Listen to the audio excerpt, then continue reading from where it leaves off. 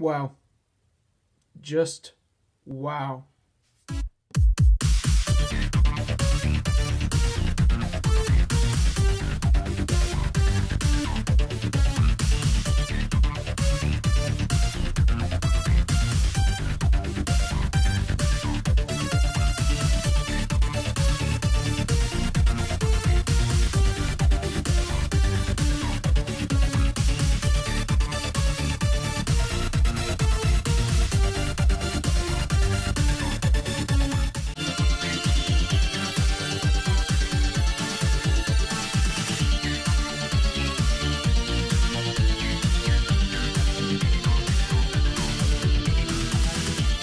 Greetings from Mike Tubers. Today we'll be doing the spoiler talk to The Rise of Skywalker.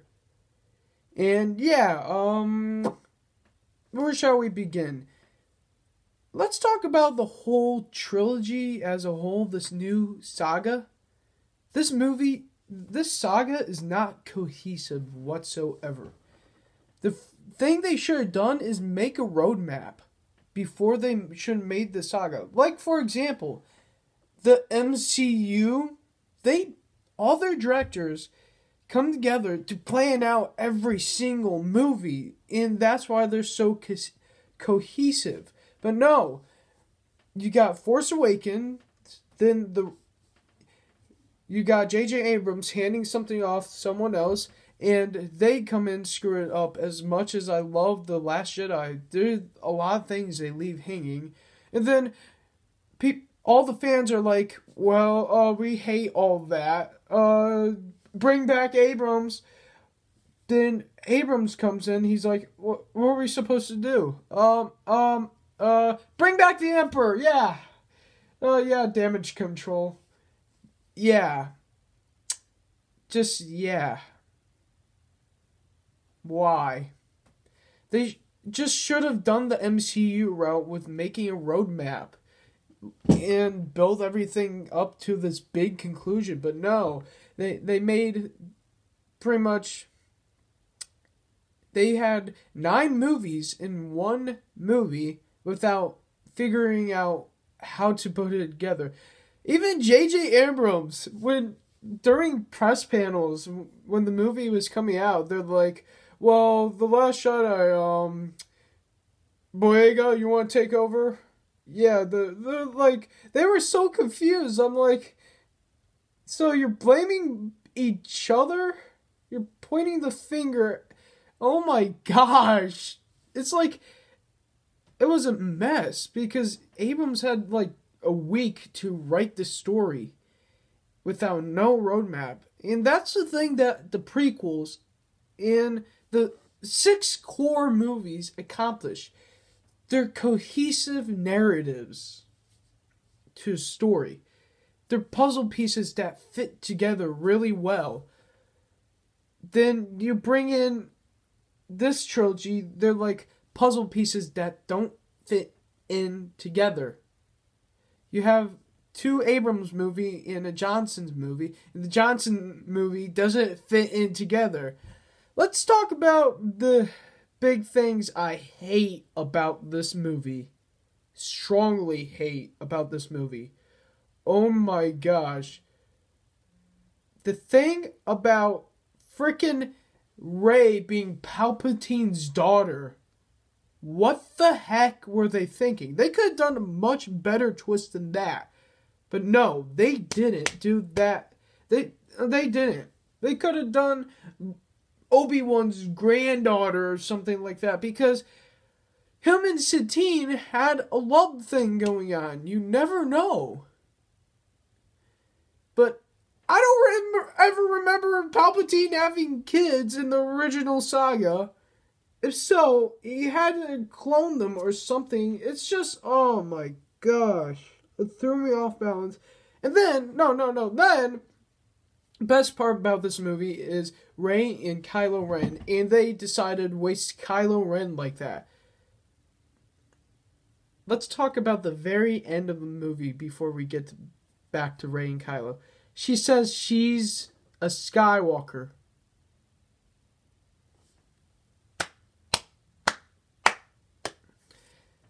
I was about to leave the theater, but I wasn't. Like, these people. Not you. Not you.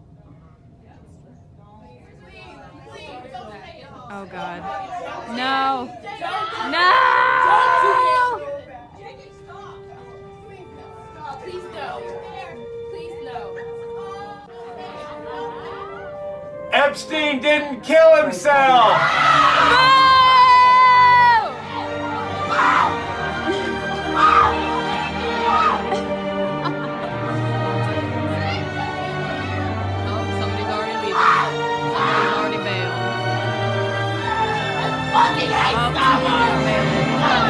At least I wasn't like that. Because there's still things I enjoyed about this movie. But the problem about that was Rey was never Skywalker. This arc was about Ben Solo. He was a Skywalker. His redemption was a Skywalker. But no! They had to go and kill Ben off. He was going to make an awesome comeback, but Emperor's like, nope, you're getting thrown off the cliff. And then he comes back limping, heals Rey, and they kiss, which is oddly weird because didn't Palpatine create Anakin making midi-chlorians or something like that? Yeah. Awkward. But no, then he died. Then he freaking died. You killed the best part of the saga off with that. The Last Skywalker. It should be called The Fall of Skywalker if they want to do that. But no, they had to get the name freaking Rey. His name. This was his redemption arc. That's my big issue with this movie. They totally wasted his arc pretty much. One thing I liked also was that Luke Skywalker returns and Harrison Ford returned, and Harrison Ford pretty much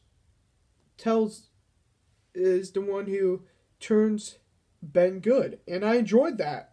And the Death Star fight, which doesn't make sense. Didn't the Death Star blow up, not crash land? And isn't the debris in Battlefront 2, which is canon? I don't think they care at this point. Retconning, I guess. But I love how Rey and Luke have a confrontation, and she throws the lightsaber at Luke, and he's like, no, no, no. And I'm like, I see what you did there. Call back the Last Shadow. That was clever. I enjoyed that part. And the Death Star fight. That has been my favorite part of the movie, when they go to the Death Star. And also the sand. Like, there was an awesome sand chase in the desert. That was also really awesome. I enjoyed that part. And the final battle, for the most part, was really fun. Like, all the rebel ships come out, and you're like, yes! Until it gets back down to Emperor Rey Palpatine.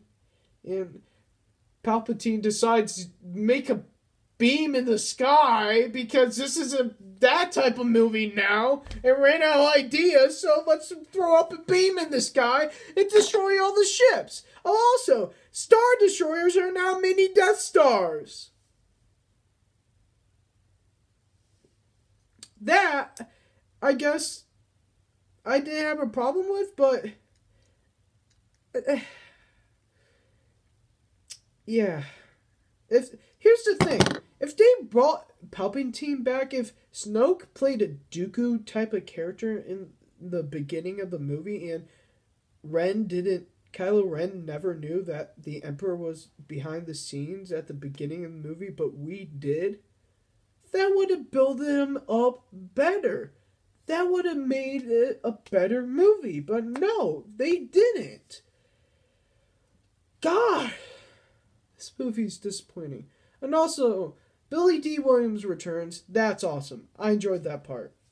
Zori Biss and the new girl, who was a turned stormtrooper, that was also awesome. Their character arcs were awesome. A Bibble dude was also awesome. He's a little dude who speaks gibberish, and that's awesome.